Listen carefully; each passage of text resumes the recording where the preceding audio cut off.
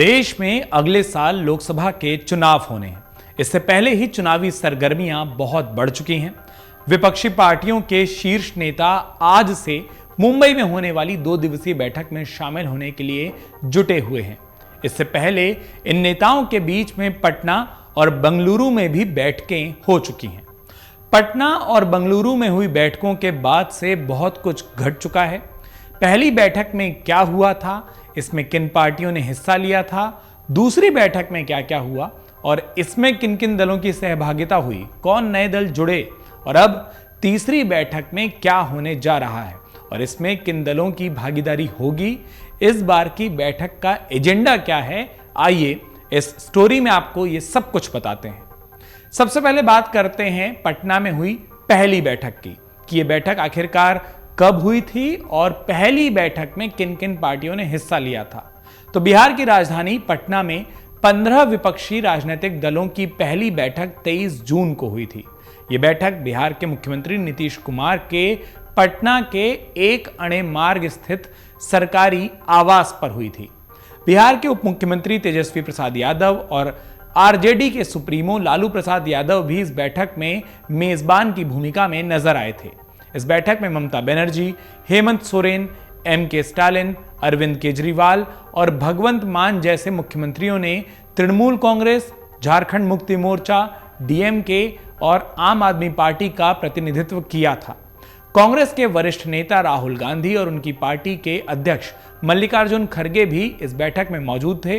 तो समाजवादी पार्टी के प्रमुख अखिलेश यादव भी इस बैठक में शामिल हुए थे। इस बैठक को बुलाने की कवायद राज्य के महागठबंधन के घटक दलों ने यानी कि जदयू ने, राजद ने और कांग्रेस ने की थी। इस बैठक में Samajwadi party, NCP, PDP, Jharkhand Mukti Morcha, national conference, J&K और शिवसेना उद्धव बालासाहब ठाकरे गुट के नेता मौजूद रहे। वाम गुट का प्रतिनिधित्व सीपीएम, सीपीआई और सीपीआई-एमएल ने किया। वहीं बैठक में वरिष्ठ नेताओं के अलावा पूर्व मुख्यमंत्रियों में अखिलेश यादव, फारूक अब्दुल्ला, शरद पवार, महबूबा मुफ्ती और उद्धव ठाकरे की मौजूदगी थी। अब ये जान लेते हैं, शायद आपको काफी कुछ याद भी हो कि इस पहली बैठक में क्या कुछ हुआ था।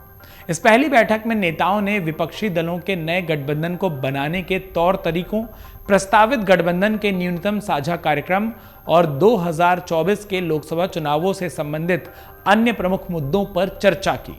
इस बैठक का मुख्य उद्देश्य आने वाले लोकसभा चुनाव के लिए विपक्षी पार्टियों में एक आम सहमति बनाना था। इस बैठक में आम आदमी पार्टी की ओर से अरविंद केजरीवाल ने उस वक्त दिल्ली अध्यादेश के विरोध में अन्य विपक्षी दलों का साथ मांगा था।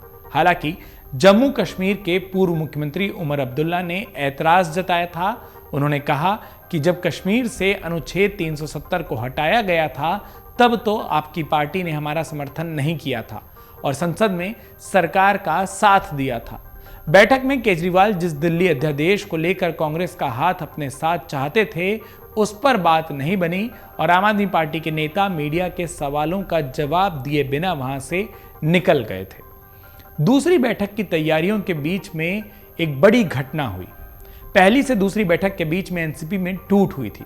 बिहार में 23 जून को विपक्षी दलों की बैठक के बाद 13-14 जुलाई को बंगलुरु में बैठक होने की जानकारी दी गई।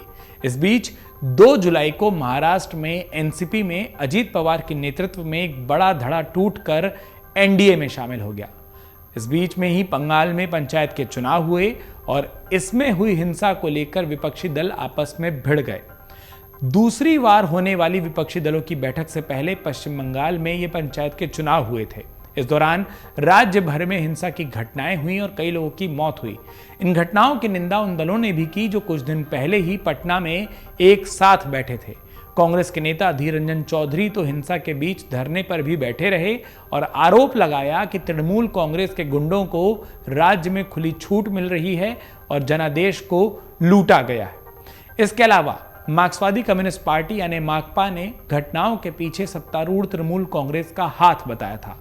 आरोपों का जवाब देते हुए ममता बनर्जी ने कहा था कि चुनावों के दौरान हिंसा के कारण जान माल के नुकसान के लिए राम, श्याम और वाम, भाजपा, कांग्रेस और सीपीएम जिम्मेदार हैं। दूसरी बैठक की अगर बात कर लें जो बंगलुरु में हुई तो जानना यह जरूरी हो जाता है कि इसमें कौन कौन आया था। विपक्षी एकता की दूसरी बैठक बेंगलुरु में 17 और 18 जुलाई को हुई थी। विपक्षी एकता की बढ़ती ताकत को दिखाते हुए बेंगलुरु में कुल 26 दल शामिल हुए। यह संख्या पटना में हुई बैठक से 10 से भी ज्यादा थी। पहले दिन विपक्षी नेता एक अनौपचारिक बैठक में शामिल हुए। 17 जुलाई को कर्नाटक के मुख्यमंत्री सिद्धारमैया ने एक रात्रि भोज आयोजित किया, जबकि अगले दिन सुबह 11 बजे से एक मैराथन बैठक की शुरुआत हुई। दूसरी बैठक में ये नई पार्टियां जुड़ी थी जिनका हमने जिक्र किया, उनके अब आपको नाम बता देते हैं। मरुमलार्ची द्रविड़ मुनेत्र कड़गम यानी MDMK, कोंगू देसा मक्कल काची KDMK, विदुथलाई Chiruthaigal Katchi VCK, Revolutionary Socialist Party RSP, All India Forward Bloc, Indian Union Muslim League, Kerala Congress जिसे जोसेफ कहा जाता है, केरल कांग्रेस जोसेफ, केरल कांग्रेस मणि, और इसके अलावा कृष्णा पटेल का अपना दल कमोरवादी और MH जवाहिरुल्लाह के नेतृत्व वाली तमिलनाडु की मनीथानेया मकड़ल काची यानी MMK को भी निमंत्रण भेजे जाने के बाद उन्हें मोर्चे में शामिल किया गया। वहीं RLD की ओर से जयंत चौधरी ने इस जुटान में शिरकत की, जो कि पहली बैठक में नहीं पहुंचे थे। दूसरी बैठक के एक दिन पहले कांग्रेस ने दिल्ली के अध्यादेश पर आम आदमी पार्टी के साथ जाने का ऐलान किया। इसके साथ ही आम आदमी पार्टी के इस बैठक में शामिल होने की पुष्टि हुई थी। शरद पवार पहले दिन हुए भोज में शामिल नहीं हुए, लेकिन दूसरे दिन की बैठक में वो शामिल हुए। अब ये भी जान लीजिए कि दूसरी बैठक में क्या क्या हुआ था। हो सकता है काफी कुछ आपको याद हो। बैठक में पार्टियों ने उन साझा कार्यक्रमों पर गौर किया जिन पर काम किया जा सकता है, जैसे आम मुद्दे जिन्हें उजागर किया जाना चाहिए, आने वाले समय के लिए एक रोड मैप को तैयार किया जा सके।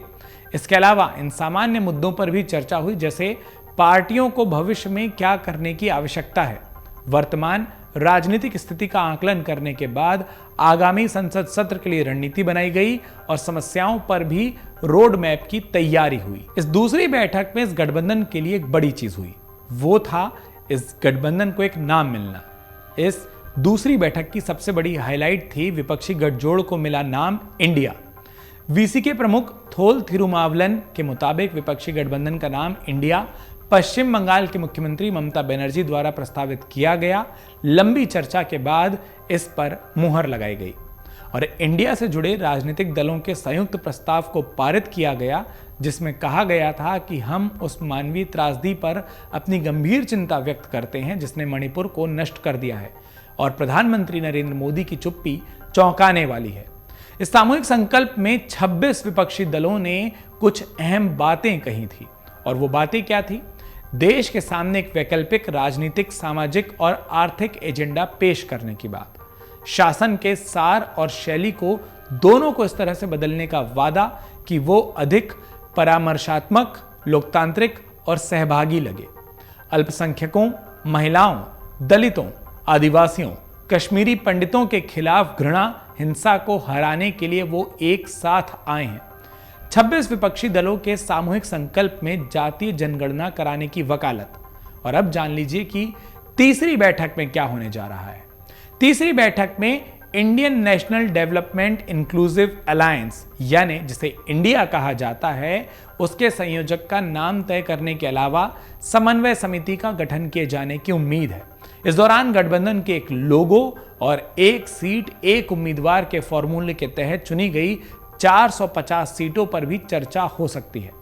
एक सचिवालय बनाने की घोषणा की भी संभावना है। राष्ट्रीय जनता दल राजद के सांसद मनोज झा के मुताबिक मुंबई बैठक मौजूदा शासन की एक प्रतिगामी नीतियों के लिए एक प्रगतिशील विकल्प प्रदान करने के लिए स्पष्ट रोडमैप को लेकर सामने आएगी। इंडिया इस गुट के द्वारा अपने घटक दलों के बीच सुचारू समन्वय के लिए एक सचिवालय की घोषणा करने की भी संभावना है और इसे राष्ट्रीय राजधानी दिल्ली में स्थापित किए जाने की संभावना है। इसके अलावा सदस्य गठबंधन का नेतृत्व करने के लिए एक संयोजक या अध्यक्ष बनाने के मुद्दे पर भी चर्चा कर सकते हैं। इस बैठक में इस बार मुंबई में कौन कौन शामिल हो रहा है? ऐसी अटकलें भी है कि मुंबई की इस बैठक में 26 दलों वाले इस विपक्षी गठबंधन में कुछ और क्षेत्रीय दल शामिल हो सकते हैं। मुंबई की बैठक से पहले बिहार के मुख्यमंत्री नीतीश कुमार ने कहा था, मेरी एकमात्र इच्छा यही है कि 2024 के लोकसभा चुनाव से पहले भाजपा विरोधी अधिकतम दलों को एकजुट किया जाए। मैं इसी दिशा में काम कर रहा हूं। उन्होंने रविवार को कहा था कि मुंबई बैठक के दौरान कुछ और राजनीतिक दलों के इंडिया गठबंधन में शामिल होने की संभावना है। हालांकि नीतीश ने गुट में शामिल होने वाले संभावित नए दलों के नाम का खुलासा नहीं किया। हाल में ही गठबंधन ने अपने साथ 2 नए क्षेत्रीय संगठनों को जोड़ा, एक peasants and workers party of India यानी PWP और एक अन्य क्षेत्रीय संगठन। अटकलें शिरोमणि अकाली दल के बारे में भी थी, लेकिन पार्टी ने स्पष्ट रूप से गठजोड़ में शामिल नहीं होने का फैसला किया है। पार्टी के वरिष्ठ नेता प्रेम सिंह चंदूमाजरा ने गांधी परिवार पर हमला बोला और कहा कि लगता है कि सभी दल एक परिवार को बचाने के लिए एक हो गए हैं। हालांकि उन्होंने यह भी स्पष्ट किया कि अकाली दल ना तो इंडिया और ना ही NDA के साथ है। इंडिया गठबंधन की इस तीसरी बैठक में क्या कुछ निकलकर सामने आता है, ये तो वक्त के साथ साफ होगा, लेकिन इस तीसरी बैठक से पहले ही संसद के विशेष सत्र को बुलाए जाने की बात और उस खबर ने कहीं ना कहीं इस खेमे को अपनी रणनीति को एक अलग तरीके से बनाने पर भी मजबूर किया होगा। अब लग रहा है कि संसद सत्र की तैयारियां भी इस इंडिया गठबंधन की तीसरी बैठक में देखने को मिल सकती है। रणनीति क्या निकलकर सामने आएगी, ये तो इस बैठक के बाद ही साफ हो पाएगा। अमर उजाला अब आपके टीवी पर भी। अपने स्मार्ट टीवी पर YouTube पर सर्च करें अमर उजाला, चैनल सब्सक्राइब करें और देखें ताजा खबरें, वो भी HD क्वालिटी में। और हाँ, बेल आइकन दबाना ना भूलें ताकि हर खबर हो आपके घर। अमर उजाला, निष्पक्ष, निर्भीक, निरंतर।